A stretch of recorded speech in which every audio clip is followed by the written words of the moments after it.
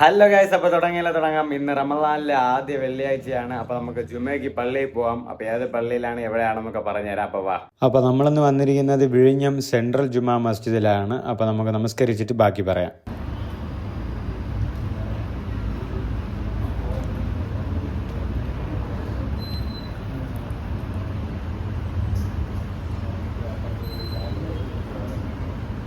അപ്പോൾ നമുക്കിന്ന് നോമ്പ് തുറക്കാൻ എന്താണെന്ന് വീട്ടിൽ പോയി താഴെ പോയി നോക്കാം.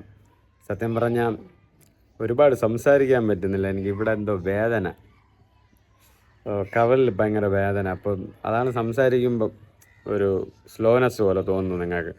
അപ്പോൾ നമുക്ക് താഴെ പോയി നോക്കാം ഗൈസ്. അപ്പോൾ നോമ്പ് തുറക്ക് എന്താണെന്ന് നോക്കാൻ വേണ്ടി ഞാൻ പോകാമെന്ന് പറഞ്ഞു. ബട്ട് അപ്പോഴേക്കും ഒരു കോൾ വന്ന് ഒരു മീറ്റിങ്ങിലായിപ്പോയി. അങ്ങനെ അതെന്താണ് ഏതാണെന്ന് പറഞ്ഞുതരാൻ വിട്ടുപോയി.